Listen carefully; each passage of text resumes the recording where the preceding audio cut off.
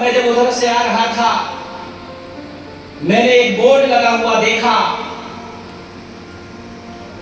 अमर शहीद अमर बलिदानी चित्तू किराड़। कार्य यदि किसी शख्सियत ने किया है तो उसका नाम नागर सिंह चौहान हुआ।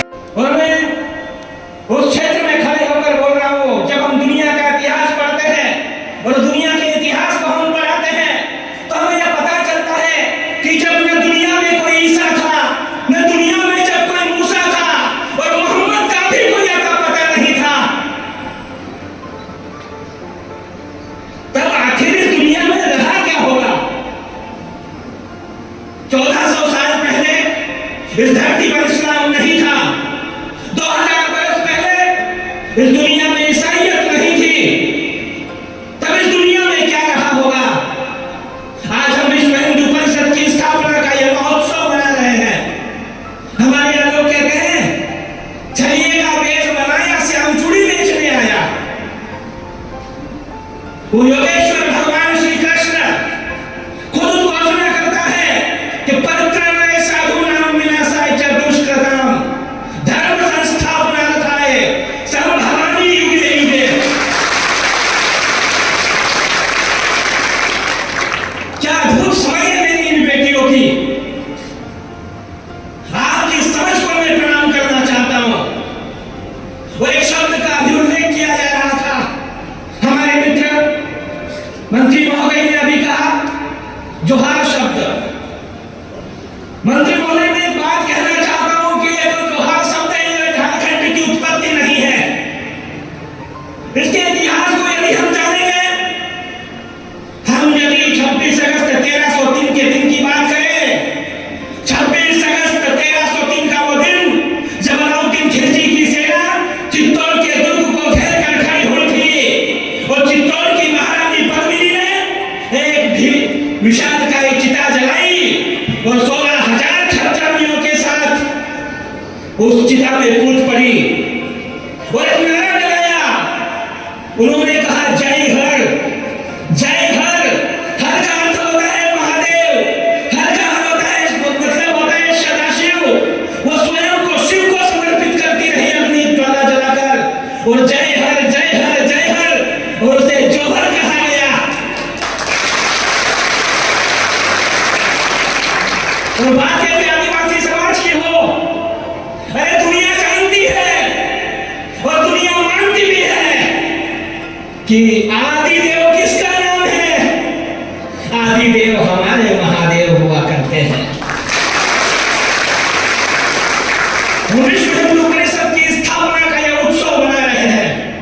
आखिर में विश्व हिंदू परिषद की स्थापना करने की आवश्यकता क्यों पड़ी? और मैं तो सुरेश जी से कहता हूं कि आज के दिन हम सठिया गए हैं, हम 60 वर्ष के हो चुके हैं।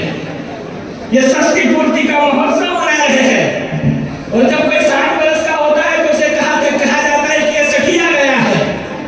इंग्लिश में उसे कहा जाता है कि डायमंड जुबली मनाई जा रही है। हिंदी में उसे कहा जाता है कि हीरक जयंती मनाई जा रही है। तो आज हम विश्व हिंदू परिषद की हीरक जयंती का महोत्सव कर रहे हैं। आखिर में विश्व हिंदू परिषद की स्थापना का ध्येय क्या था, उसका उद्देश्य क्या था, इसकी हमें आवश्यकता क्यों पड़ी?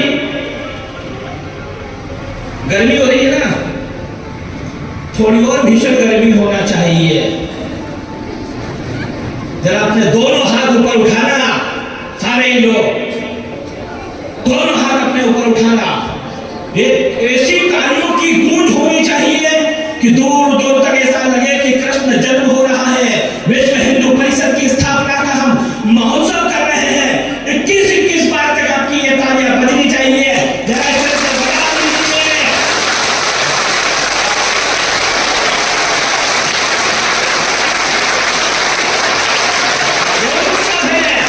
ये महोत्सव है, ये हिंदू समाज का एक घोष है, ये नाद है, ये निनाद है।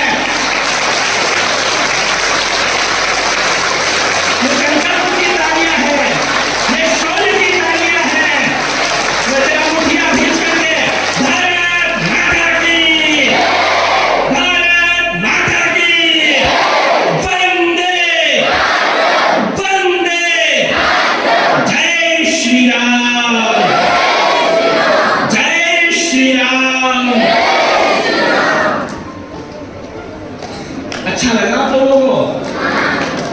अब मैं कुछ आनंद की बात करना चाहता हूं।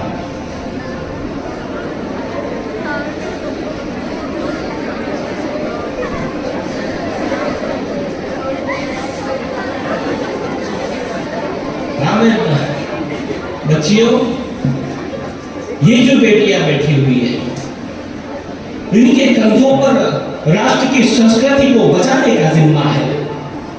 ये जो बेटियां बैठी हुई है, हम आखिर प्रेरणा किससे लेंगे? समाज अभी एक और चीज और है, किसको भी मिलता है जय श्री कृष्णा, ऐसा ही करते हैं ना, जय श्री कृष्णा। फेसबुक व्हाट्सएप पे जय श्री कृष्णा। अरे कृष्णा तो द्रौपदी का नाम हुआ करता है। कृष्ण की जो बहन है वो कृष्णा है। कृष्ण तो सिर्फ कृष्ण ही हुआ करते हैं। हमें ये बताया गया कि हमारा कृष्ण कन्हैया लड्डू गोपाल है। ये कहा गया घर घर में माताएं बहनें लड्डू गोपाल की प्रतिमाएं लेकर आ जाती है, उनकी सेवाएं करती है। हमारे भिन्न भिन्न प्रकार के कथावाचक भी लड्डू गोपाल है, लड्डू गोपाल है, लेकिन यह नहीं बताते कि वो लड्डू गोपाल अब बड़ा हो चुका है। लड्डू गोपाल जब 6 दिन का था, उसने पूतना का वध कर दिया था। हमें यह नहीं बताया जाता है कि जब वो 3 बरस का था, उसने वृत्तासुर का वध किया। वो जब 3.5 साल का हुआ, उसने अघासुर का वध किया। हमें यह नहीं बताया गया कि वो जब 11.5 बरस का था, उसने कंस और चाणूर का वध कर दिया था। हमें यह नहीं बताया गया कि 15 बरस से 30 बरस की उम्र तक लगातार हर साल 18 बार जरासंध मथुरा पर आक्रमण करता था, और उसके हर आक्रमण को निष्फल करने का कार्य हमारे वासुदेव श्री कृष्ण ने किया। बहुत सारी बातें हो जाती है, रास रचाने वाली बातें की जाती है। अरे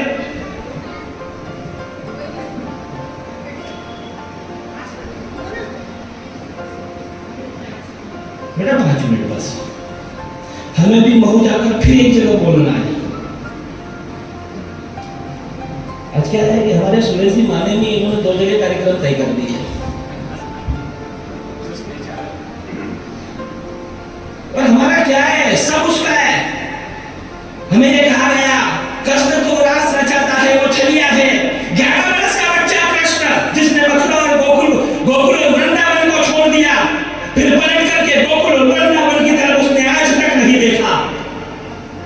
11 बरस का बच्चा, आपका कक्षा 5वीं-6वीं में पढ़ने वाला बच्चा, वो क्या रास रचाता था, क्या रास की लीला होती होगी उसकी।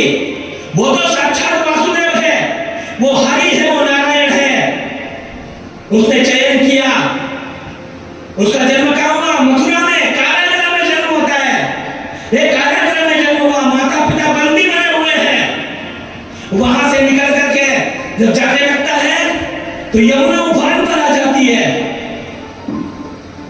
जिसके जन्म लेने से पहले ही 7 भाई बहन को मृत्यु को प्राप्त होना पड़ा, वो वासुदेव श्री कृष्ण। उनके जीवन से आखिर हमने और आपने क्या सीखा? वह विश्व हिंदू परिषद का स्थापना दिवस जन्माष्टमी के दिन ही क्यों? विश्व हिंदू परिषद हर कार्य वासुदेव श्री कृष्ण को अपना आराध्य मानकर करता है। धर्म संस्थापना थे संभवामी युगे युगे, तो इस युग में कृष्ण के अवतार के रूप में विश्व हिंदू परिषद का अवतरण इस भारत की भूमि पर हुआ।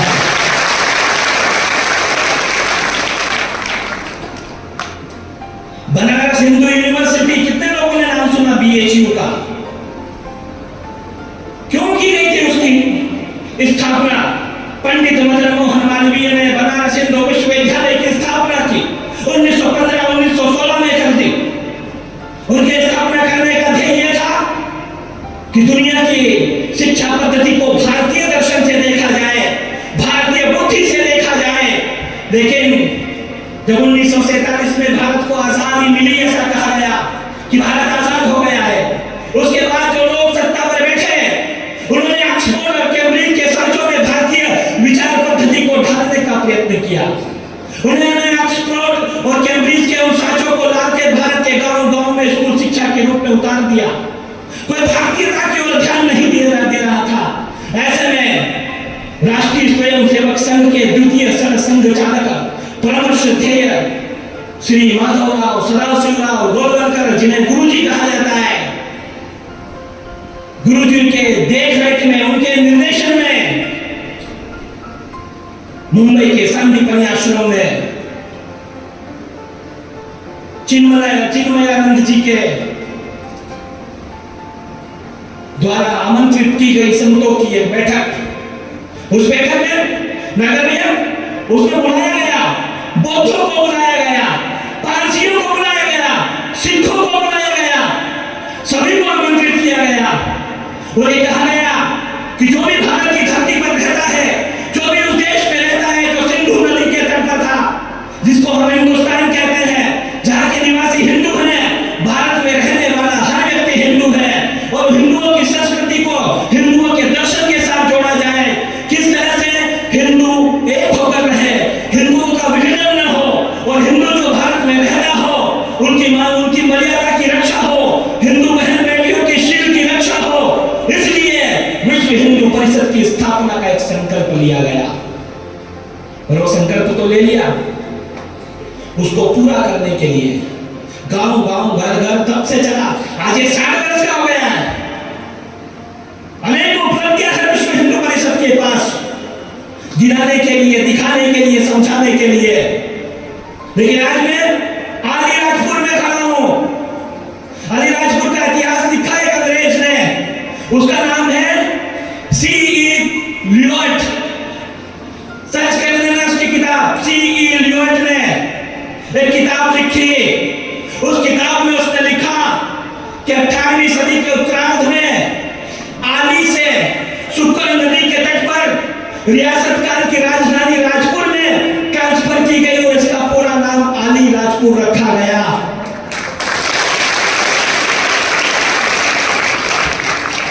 माइक में वो अली वली करने वालों से इसका कोई लेना देना नहीं है, ये आली राजपुर है और उसी इतिहासकार ने लिखा उस किताब में। और मैं बहुत बहुत साधुवाद देता हूं विश्व हिंदू परिषद के इस महान मंच से हमारे भाई को, चिंटू किरान। आखिर कौन था चिंटू किरान? सोरवा नाम का एक गांव है, कितने लोग जानते हैं सोरवा को? जानते हो ना? वो सोरवा नाम का गांव है, वहां के पटेल परिवार का एक बेटा है जिसका नाम है चिंटू किरान। वो देखता है कि अंग्रेजों का शासन है, अंग्रेजों का समय है, अंग्रेज लोग कन्वर्जन कर रहे हैं, धर्मांतरण कर रहे हैं, मतांतरण कर रहे हैं। उन्होंने नागपुर के निकट अपने गोदाम बना रखे हैं और पूरे अलीराजपुर झाबुआ क्षेत्र के अनाज को उस गोदाम में भरा गया। चिंटू किरान ने यह देखा कि अंग्रेज लोग क्या करते थे, जो ईसाई बनता था उसके घर अनाज पहुंचाते थे, जो हिंदू रहता था, जो ईसाई नहीं बनता था उसके घर अनाज नहीं भेजा जाता था। एक बार अकाल पड़ा, हिंदुओं को खाने के लाले पड़ने लगे। हमारे झोपड़ियों में रहने वाले हमारे भाई, कोई एक यहाँ रहता है, कोई भाई झोपड़ी बना के रहता है, कई टापरियों में रहते हैं, भूखे मरने लगे। चिंटू किरान ने अपने 10-20 लोगों की एक टोली तैयार की, जैसे कृष्ण ने किया था। कृष्ण ने कह दिया था कि ये माखन है, गोकुल का माखन है, कंस के यहाँ हम नहीं बेचेंगे, नहीं जाने देंगे। उसके बावजूद भी कुछ लालची लोग माखन बेचने जाते थे और कृष्ण उनकी मटकियां फोड़कर माखन चुरा लेते थे। कृष्ण को कोई माखन खाने के लिए कमी थी क्या? उसके पीछे का ध्येय ये था कि हमारा माल जो है, हमारी जो फसल है, वो उनके हाथों तक नहीं पहुंचनी चाहिए। चिंटू किरान ने क्या किया? 400 लोग इकट्ठे कर लिए। उन 400 लोगों की टोली को लेकर के वो नागपुर पहुंचा।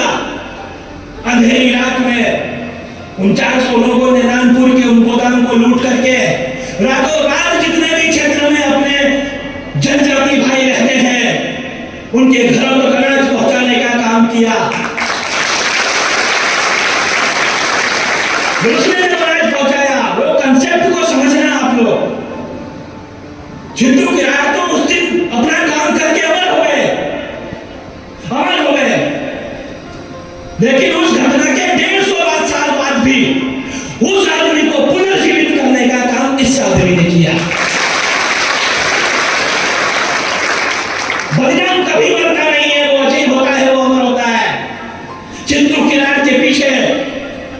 अंग्रेज पड़ गए, फिरंगी पड़ गए उसके पीछे।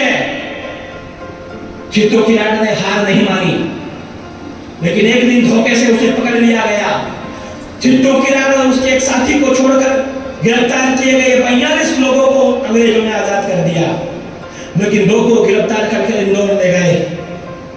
इंदौर ले गए क्योंकि अंग्रेजों का मुख्यालय कहां था तब? वहीं ले जाते थे सब, ले गए।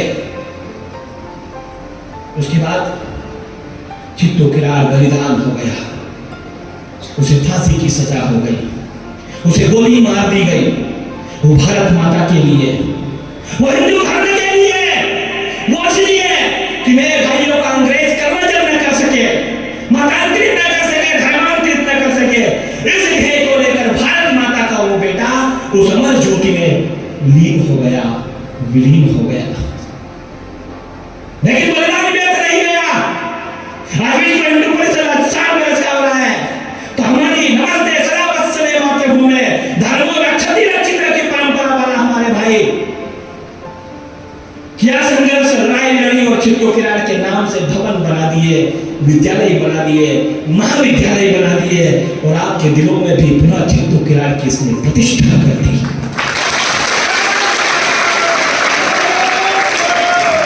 ऐसे ऐसे मरी हुई आवाज में नहीं यार, लगना चाहिए कि जय श्री राम का जय घोष हो रहा है। जय जय श्री राम, और हाथ ऊपर उठा कर जरा जय जय श्री राम, जय जय श्री राम। विश्व हिंदू परिषद की स्थापना हो गई 1966 में। प्रयाग में महाकुंभ के अवसर पर संत सम्मेलन आयोजित किए गए, और भारत में आजादी के बाद पहली बार संतों का कोई सम्मेलन आयोजित किया गया। भारत के आजाद होने के बाद पहली बार कोई संतों का सम्मेलन बुलाया गया। देश के सारे साधु संतों ने मिलकर के इस बात का निर्णय लिया कि भारत के किसी भी धर्म ग्रंथ में जाति व्यवस्था जैसी कोई चीज है ही नहीं, जाति प्रथा नहीं है। फिर क्यों सबरी का बेटा राम के मंदिर में नहीं जा सकता? क्यों रविदास का बेटा राम के मंदिर में नहीं जा सकता? इन साधु संतों के नेतृत्व में निर्णय लिया गया कि सामाजिक समस्या का महाअभियान चलाया जाएगा, और विश्व हिंदू परिषद के नेतृत्व में तब से लेकर आज दिवस तक सहस्त्रों सामाजिक समस्या के केंद्र बनाए गए। दुर्गा वाहिनी और मातृशक्ति की स्थापना की गई।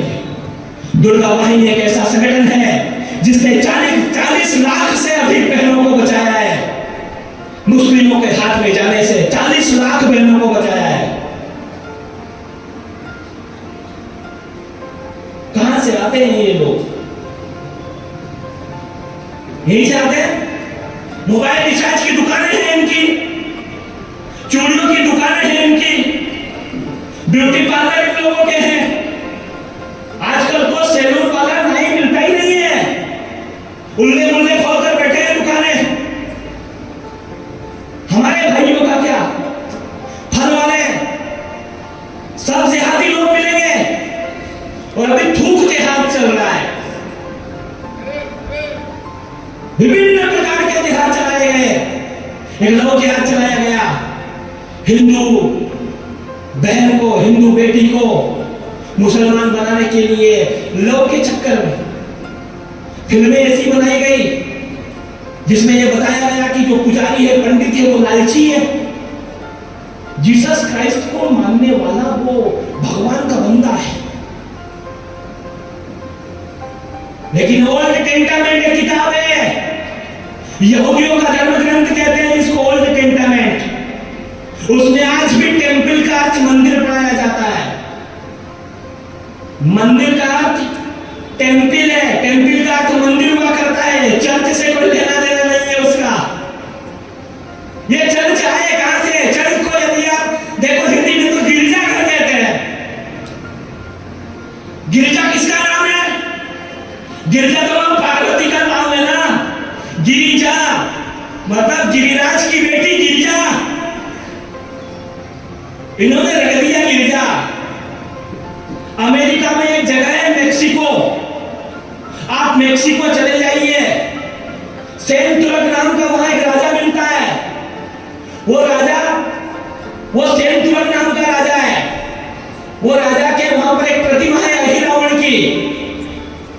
और उसी मेक्सिको को पातालपुरी के नाम से जाना जाता है। रावण ले गया था राम और लक्ष्मण जी को बंदी बनाकर। वो जगह कहाँ है? वो अमेरिका में मेक्सिको है। भारत पूर्व में है, वो पश्चिम में है। पाताल का अर्थ ये है कि धरती के नीचे कुछ है, वो धरती के उस छोर पर है। आप कल्पना कीजिए 2000 साल पहले कोई ईसाई थे क्या इस दुनिया में? 1400 वर्ष पहले कोई इस्लाम वाला था क्या? फिर दुनिया में कौन था? धरती पर कौन था? सर्वत्र भगवा ध्वज लहराता था।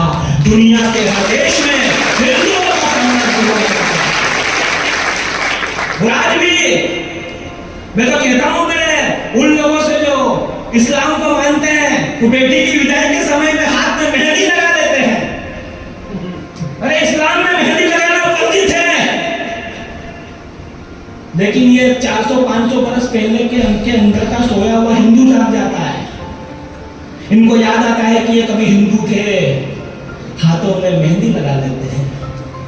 इस्लाम में फूल वर्जित है, फूल लेकर कहीं नहीं जाते हैं। ये लोग मजार पे जाते हैं फूल लेकर के। मैंने एक दिन पूछ लिया कि तो इस्लाम में तो फूल वर्जित है, फिर फूल लेकर क्यों जाते हो? बोले आप इतने विद्वान हो तो आप ही बता दीजिए। हमने कहा कि कालांतर में कभी तुम्हारे पूर्वज फूल लेकर मंदिर जाया करते थे, तुम अपनी उस आदत को भूले नहीं हो। कहने का अर्थ क्या है? कहने का अभिप्राय क्या है? तलवार के दम से धर्म बदल लिया, तलवार के दम से धर्म बदल लिया। लेकिन जरूरत है हमारे उन भाइयों को, झोपड़ियों में रह लिए, गांवों में रह लिए, नदी किनारे एक टापरी बनाकर रह लिए, लेकिन अपना धर्म नहीं बदला। क्यों बदले? पैदा सभी हिंदू होते हैं, व्यवस्था किया जाता है तब जाकर के वो ईसाई होता है, सुन्नत और कलमा होता है तब जाकर के वो मुस्लिम बनता है। हिंदू तो भगवान ने दुनिया में जिसको भेजा वो सब हिंदू ही भेजे। और बात यदि हम टोपी की करें, आजकल जालीदार टोपी लगाते हैं। हमारे जो मुस्लिम लोग हैं जालीदार टोपी लगाते हैं। इससे छोटी टोपी होती है पोप की। वेटिकन सिटी पोप, वहां जाकर कभी रिसर्च कीजिएगा। नीलम नाम का शिवलिंग पोप के उस जहां पर ये कहते हैं ना हमारा ईसाई धर्म की उत्पत्ति हुई है, वहां नीलम नाम का शिवलिंग प्राप्त होगा। वो रोमन साम्राज्य हुआ करता था और रोम के जो राजा थे उसमें 10 ऐसे राजाओं के नाम मिलेंगे जिनके नाम में राम शब्द का उल्लेख हुआ करता है। इतिहास है हम लोगों का, हम हिंदुओं का। लेकिन फिर क्यों हुआ ऐसा सब? हमारे कुछ अपने लोग हमसे गद्दारी करने लगे, कन्वर्जन करने लगे, धर्म परिवर्तन करने लगे, मतांतर करने लगे। लेकिन स्थितियां बदली, परिवर्तन हुए। विश्व हिंदू परिषद का एक गोरक्षा विभाग हुआ करता है, हजारों की संख्या में गौशाला जिसके द्वारा संचालित होती है। आज भी हमारा आदिवासी भाई, हमारा जनजाति भाई गौ माता की कसम खा लेता है तो वो दुनिया में कभी अपनी जुबान से उगरता नहीं है।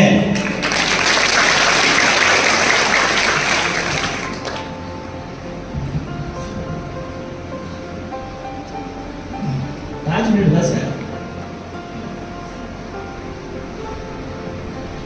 बस एक छोटी सी बात से अपनी बात समाप्त करना चाहता हूं। आपको ठीक लग रहा है तो फिर एक बार फिर नारा लगेगा, जय घोष होगा। जरा दोनों हाथ ऊपर उठा के भारत माता की, भारत माता की, वंदे वंदे, जय श्री राम। विश्व हिंदू परिषद का धर्म प्रसार विभाग है, विश्व हिंदू परिषद का गोरक्षायाम है, विश्व हिंदू परिषद की दुर्गा वाहिनी है, मातृशक्ति है, जिसके माध्यम से हिंदू समाज को, अगर भैया अभी अभियान चल रहा है समाज में समाजों का संगठन हो। हमारा उद्देश्य क्या है? समाज में समाजों का संगठन हो, समाज को एक दूसरे को इस बात का आभास हो कि हर हिंदू भाई है आपस में। वो नारा लगाया गया था, हिंदू हिंदू मुस्लिम सिख ईसाई आपस में है भाई भाई, उस नारे को हमने समझा नहीं। उन्होंने कहा कि आपस में, यानी मुस्लिम मुस्लिम का भाई है, ईसाई ईसाई का भाई है, आपस में ही भाई भाई है वो। हम जीते हैं किसके लिए? हम भारतीय दर्शन के लिए जीते हैं। विश्व हिंदू परिषद ने अनेकों उपलब्धियां प्राप्त की और उस उपलब्धि में सबसे बड़ी उपलब्धि है राम जन्मभूमि पर भव्य मंदिर का निर्माण। हमारी आस्था का प्रश्न था, हमने भी बिठाया दिल्ली की गद्दी पर एक भगवा विचारधारा के संवाहक को, किया ना परिवर्तन सारे देश में, सारी दुनिया में करके दिखाया कि क्या हो रहा है सनातन, क्या होती है दिव्यता, क्या होती है भव्यता। सब खून कुशाण है, सबको हमने गले लगाया।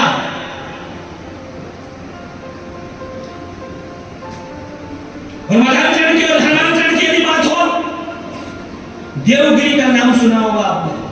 कितने बच्चे इतिहास पढ़ने वाले हैं इतने में से, जिनका हिस्ट्री सब्जेक्ट हुआ करता है। फखरुद्दीन जूना नाम का एक व्यक्ति था, अलाउद्दीन खिलजी का सेनापति था वो। फखरुद्दीन जूना को दक्षिण भारत में विजय के लिए उसने भेजा और वो तेलंगाना गया, लेकिन रुद्र प्रताप देव नाम के एक राजा महाराज करते हैं, रुद्र प्रताप फखरुद्दीन जूना को पराजित करके वापस भेज देते हैं। और वही फखरुद्दीन जूना मोहम्मद बिन तुगलक बनता है और मोहम्मद बिन तुगलक बन करके वो वापस जाता है आक्रमण करने के लिए। वो आक्रमण करता है कांपिल राज्य पर, वारंगल पर जाकर के आक्रमण करता है। उसकी सेना भयंकर होती है। 2 साल तक उसको बॉर्डर पर रोक कर रखा जाता है, लेकिन 2 साल के बाद में उस समय का कामनाथ नाम का राजा था वहां, उसको आत्मसमर्पण करना पड़ा। उसके 2 सेनापति थे, उनका नाम था हरिहर और बुक्का। इस कहानी को आपने समझ लिया तो यह विश्व हिंदू परिषद की स्थापना का दिवस मनाना सार्थक हो जाएगा। हरिहर और बुक्का नाम के 2 सेनापति थे। वो मोहम्मद बिन तुगलक है ना, उसको सनकी बादशाह भी कहा जाता है, इतिहास पढ़ने वाले जानते होंगे। सनकी बादशाह कहते हैं उसको, सर्च कर लेना जाके। वो उन दोनों बच्चों को, दोनों हरिहर और बुक्का को पकड़ करके दिल्ली ले जाता है। दिल्ली लेकर गया, उनको मुसलमान बना दिया।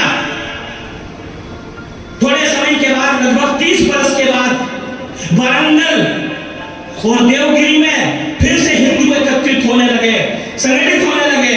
तो दिल्ली से उस बादशाह ने उन दोनों भाइयों को विराट सेना लेकर के फिर से वारंगल पर आक्रमण करने के लिए भेजा। फिर से जब भेजा, उनकी सेना ने जाकर पड़ाव डाला। तो ऐसे ही एक बुजुर्ग संत वहां पर आए उनसे मिलने के लिए। वो मुस्लिम एक सैनिक गया उनके पास और कहा कि तुर्कों के सेनापति से मिलने के लिए 5 संत लोग आए हैं। उन्होंने कहा आने दीजिए। पंडित जी वो रात्रि के समय में गए मिलने के लिए, आप जैसे सन्यासी थे। वो जाकर के उन दोनों से मिलते हैं और कहते हैं कि हम दिल्ली के जो बादशाह है उनके सेनापति से एक निवेदन करने आए हैं। हरिहर और बुक्का दोनों बैठे हैं। हरिहर ने पहचान लिया कि ये तो श्रृंगेरी मठ के शंकराचार्य माधवाचार्य जी हैं। श्रृंगेरी मठ के शंकराचार्य माधवाचार्य जी, जिनको इतिहास की किताबों में विद्यारण्य जी भी कहा गया है। उन्होंने उसे पहचान लिया। उन्होंने कहा कि इस बार जो आक्रमण होगा, जो लड़ाई लड़ी जाएगी, उसमें दोनों देश की सेनाओं के बीच लड़ाई होगी, या हमेशा की तरह मंदिर तोड़े जाएंगे, हमेशा की तरह देवालय तोड़े जाएंगे, या हमेशा की तरह धर्म ग्रंथ जलाए जाएंगे। हरिहर का छोटा भाई जो बुक्का है, वो कहता है कि ऐसा हम कैसे कह सकते हैं, ये तो परिस्थितियों के ऊपर निर्भर है कि क्या होगा। ऐसी स्थिति में माधवाचार्य जी ने उनसे कहा कि यदि मैं आपको ऐसा मार्ग दिखाऊं कि आपको लड़ाई भी नहीं लड़नी पड़े और दक्षिण भारत का राज्य आपको मिल जाए, जो मुगल आसपास जितने भी मुस्लिम खड़े थे वो सब बड़े प्रसन्न हुए कि हमको लड़ाई नहीं लड़नी पड़ेगी और शासन मिल जाएगा। हरिहर और बुक्का उन दोनों उनको देखते रहे। माधवाचार्य जी ने कहा कि कल प्रातः 5 बजे यहाँ से 3 मील की दूरी पर हमारा आश्रम है, आप दोनों वहां आ जाना। प्रातःकाल 5 बजे हरिहर और बुक्का दोनों घोड़े पर बैठ करके 3 मील की दूरी तय करके तुंगभद्रा नदी के तट पर श्रृंगेरी मठ के उस आश्रम में पहुंचते हैं। आश्रम में जब वो पहुंचे तो दक्षिण भारत के नए सम्राट की जय हो, दक्षिण भारत के हिंदू सम्राट की जय हो, इस तरह के जय घोष उन दोनों भाइयों को सुनने को मिले। दोनों भाइयों ने कहा कि आखिर ये हो क्या रहा है यहाँ पर। माधवाचार्य जी ने आगे बढ़कर दोनों भाइयों का स्वागत किया, उन दोनों को भगवा वस्त्र देते हुए कहा कि क्या मुगल सेनापति अपने वस्त्र उतार करके ये हिंदुओं के वस्त्र धारण कर सकते हैं। हरिहर और बुक्का दोनों ने तुंगभद्रा नदी में स्नान करके हिंदुओं के वस्त्र भगवा वस्त्र धारण कर लिए और भगवा वस्त्र धारण करके जब वो वहां जाकर बैठे, उन्होंने देखा कि आसपास के 12 राज्यों के राजा वहां पर एकत्रित हुए हैं। उन सब ने कहा कि दक्षिण भारत के नए सम्राट की जय हो। माधवाचार्य जी ने कहा कि तिलक लाइए, गंगा जल लाइए, यज्ञोपवीत लाइए। उन दोनों भाइयों का हिंदू धर्म में संस्कार किया जा रहा था। लोगों ने कहा, उपस्थित लोगों ने कि इन दोनों भाइयों से तो पूछ लीजिए, इनके मुंह से कोई आवाज नहीं निकल रही है। तब हरिहर ने कहा कि महाराज, हम तो मजबूरी में मुसलमान बने थे, हमारे हृदय में तो आपने उस समय जो संस्कार सिखाए थे वही संस्कार दौड़ रहे हैं, लेकिन मजबूरी में हम मुसलमान हो गए थे। आसपास के 12 राजाओं ने अपनी तलवारें उनको भेंट कर दी और नए साम्राज्य का गठन किया गया। उसी दिन 5:30 बजे उसका नाम रखा गया विजयनगर साम्राज्य।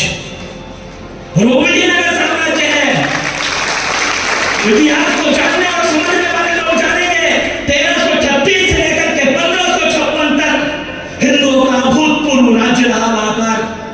हरिहर और बुक्का, दो भाई जो कन्वर्ट हो गए थे, जो मुस्लिम हो गए थे, फिर से हिंदू धर्म में उनका सत्कार किया गया, स्वागत किया गया। विश्व हिंदू परिषद में भी लाखों की संख्या में जो भाई किसी कारण से हिंदू धर्म छोड़कर ईसाईयत में चले गए थे, उनको फिर से लाकर के गले लगाया। और अजमेर के निकट चौहानों के, क्या कहते हैं उनको, कायमधारी मुसलमान कहते हैं जिनको, चौहान, विश्व हिंदू परिषद ने उन 2 लाख लोगों को फिर से हिंदू धर्म में दीक्षित करना चाहता है।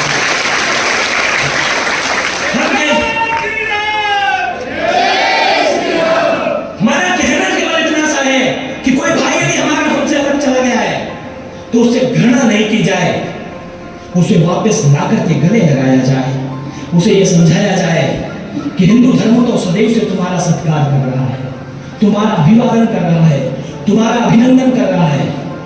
और हरिहर बुक्का को आदर्श मान करके कहीं श्रृंगेरी पीठ के उन आचार्यों ने जो किया था, वैसे ही हमारे ये धर्माचार्य करते हैं, गांव-गांव जाते हैं, घूमते हैं और विश्व हिंदू परिषद के नेतृत्व में अनेकों आयाम, अनेकों चीजें चलाई जा रही है। कहने और समझाने को बहुत सारी बातें हैं। एक छोटी सी कविता पढ़ देता हूँ।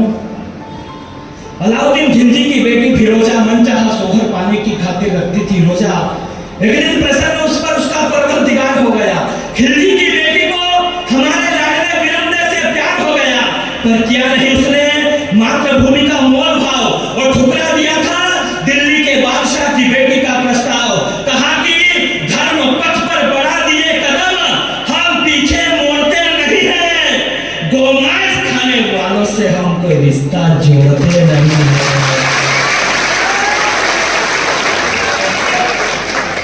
सुनकर ही अलाउद्दीन खिलजी क्रुद्ध हो गया। सेना डटी, जालोर में का भीषण युद्ध हो गया। सेना कम थी, हम हार गए।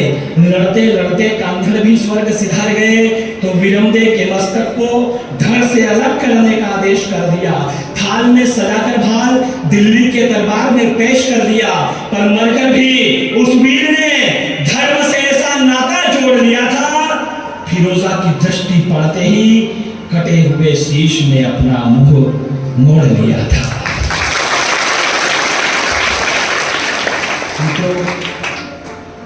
लेकिन आखिर अब आवश्यकता किस चीज की है?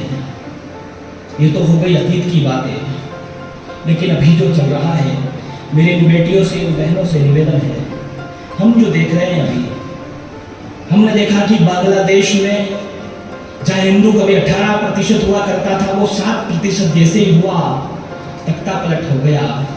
केवल बांग्लादेश की बात नहीं है, जो भी देश भारत से अलग हुए, चाहे वो अफगानिस्तान हो, चाहे वो श्रीलंका हो, चाहे वो पाकिस्तान हो, सभी जगह स्थितियां बहुत खराब है। जहां जहां भी हिंदू बहुसंख्यक है, केवल वहीं पर लोकतंत्र रहेगा। जहां पर हिंदुओं की संख्या कम हो गई, वहां लोकतंत्र स्वतः ही नष्ट हो जाया करता है, लोकतंत्र वहां बचता नहीं है। इसलिए हम सब मिलकर के हिंदू समाज को संगठित करें, हम सब मिलकर के समाज में समाजों का संगठन करें। हम पढ़ने जाते हैं, हमें पता नहीं कहां से उठाकर किताबों में पढ़ाया जाता है, लेकिन अभी जो कक्षा 6 की जो एनसीईआरटी की जो किताब आई है नहीं, उसमें बहुत सारे अच्छे परिवर्तन हुए हैं। उसमें आपको देखने को मिलेगा कि जो भिन्न होता है, फ्रैक्शन कहा जाता है जिसको अंग्रेजी में, वो भारत की देन है। हमने अब तक पढ़ा कि दशमलव भारत की देन है। हमें कभी ये नहीं बताया गया, कहा कि राइट ब्रदर्स ने 1905 में विमान का आविष्कार किया। भैया, राइट ब्रदर्स ने किया तो विमान शब्द तो हमारे ग्रंथों में बहुत पहले से है। हमने कहा था कि भगवान से आए थे, श्रीलंका से पुष्पक विमान में बैठकर आए थे। चलो इतना पुराना नहीं जाए। 1875 में स्वामी दयानंद सरस्वती ने सत्याग्रह प्रकाश नाम की किताब लिखी, उसमें उन्होंने विमान के बारे में बताया। ऐसे अनेक उदाहरण आपको देखने को मिलेंगे।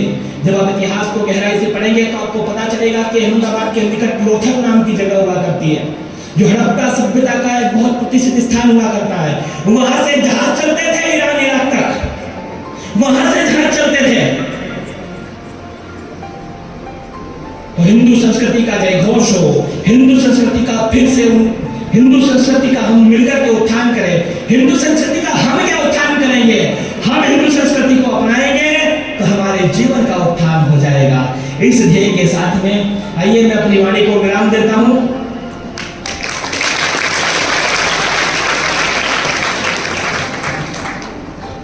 हाँ, मैं सुना रहा हूं, आप चिंता मत करो। एक कविता सुनाऊंगा।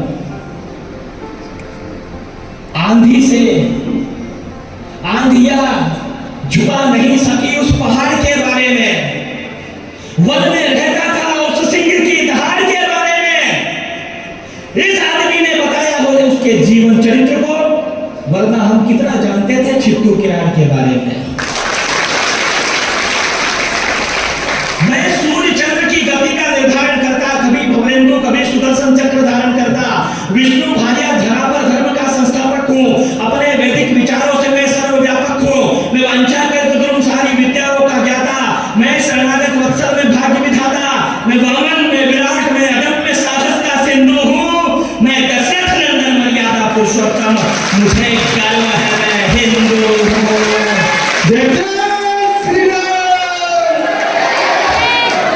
कश्यप अंगिरा गौतम वशिष्ठ विश्वामित्र हूं, मैं दुर्वासा पाराशर कृष्ण द्वैपायन का चरित्र हूं, मैं जनक चांदनी अत्रि मैत्रेय भरद्वाज में सल्य हूं, मैं चरवाहे को चंद्रगुप्त बना देता मैं कौटिल्य हूं, मैं संदीपनी जगत गुरु श्री कृष्ण का आचार्य हूं, मैं अद्वैत वेदांत का प्रणेता मैं आद्य शंकराचार्य हूं, मैं विस्तारक अखिल ब्रह्मांड का, मैं सृष्टि का सृजक बिंदु हूं, मैं भुवनेश्वरी का लाल विवेकानंद, मुझे गर्व है मैं।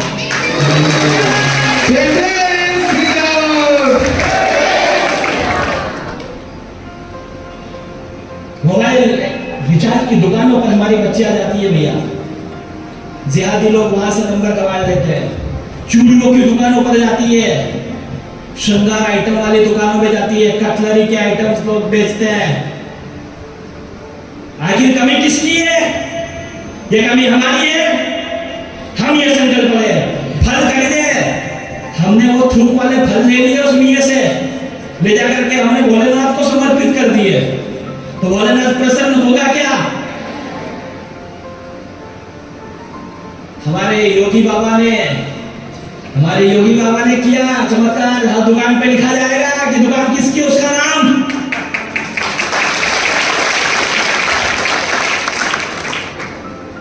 सुप्रीम कोर्ट को तक प्रॉब्लम हो गई, लेकिन हिंदू तो लिख सकता है ना अपनी दुकान पर। और हम भी केयर करते हैं। कहीं जाते हैं ना, दिल्ली विल्ली या कहीं नागपुर कहीं भी गए, एयरपोर्ट से कैब बुक की, उसमें आ जाते हैं भट से नाम आ जाता है इकबाल हुसैनी, हम फिर उसको कैंसिल करते हैं, फिर नई कार बुक करते हैं। तो हम भी संकल्प लें, और संकल्प आज के बाद इतना सारा सब साल तक हो जाएगा। ये जो बेटियां है हमारी, और नगर भैया मैं आज फिर एक बात कहना चाहता हूँ, आप में से जो बच्चे, हम केवल यही काम नहीं कर रहे हैं, विश्व हिंदू परिषद मालवा प्रांत में एक नया काम भी कर रहा है। शिक्षा के क्षेत्र में जिन बच्चों के पास में पैसा नहीं है, नहीं पढ़ सकते हैं, हायर एजुकेशन नहीं कर सकते हैं, और आप सच में योग्य हैं, अब आईएएस बनना चाहते हैं, आईपीएस बनना चाहते हैं, पीएससी करना चाहते हैं, आप हमारे सूरज भैया को नंबर दिखा दीजिए कि फीस नहीं है, आपकी पढ़ाई का खर्चा हम उठाएंगे।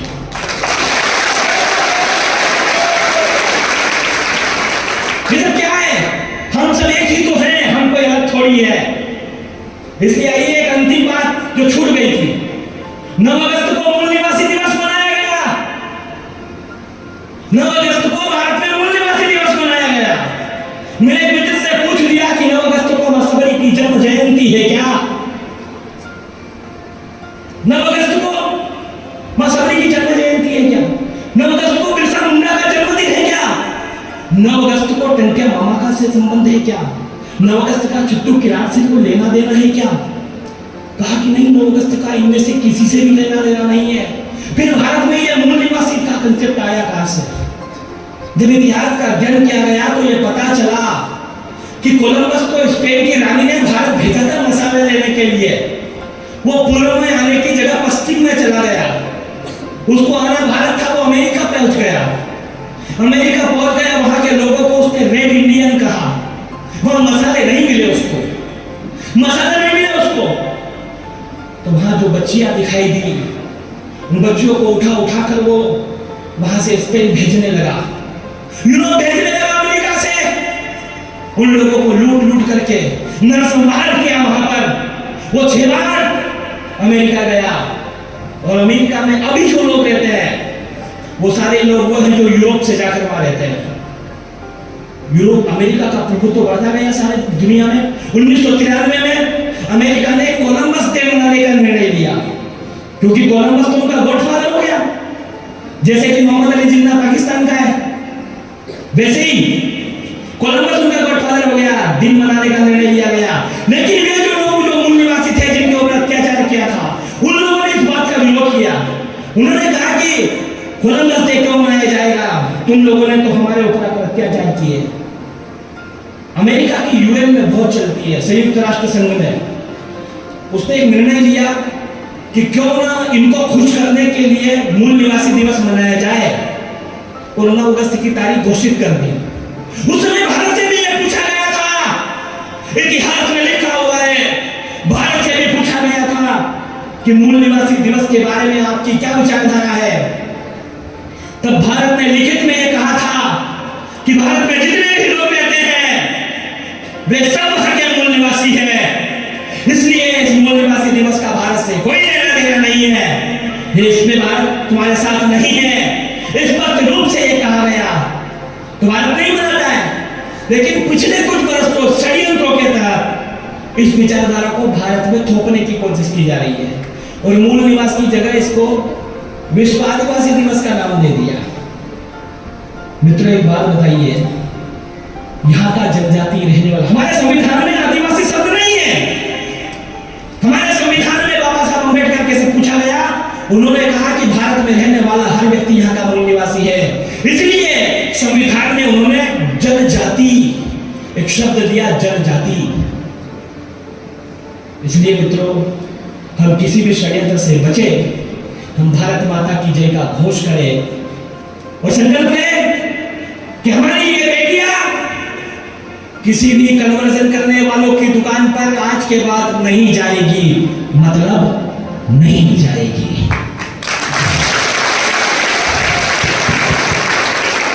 ऐसे संकल्प नहीं होता है जरा मुठिया बीच कर दोनों हाथ ऊपर उठा करके आप जो जय घोष करेंगे हम समझ लेंगे कि ये आपका।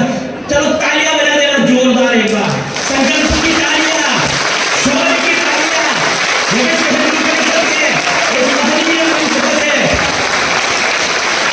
आपकी तालियां किसी को समर्पित हो।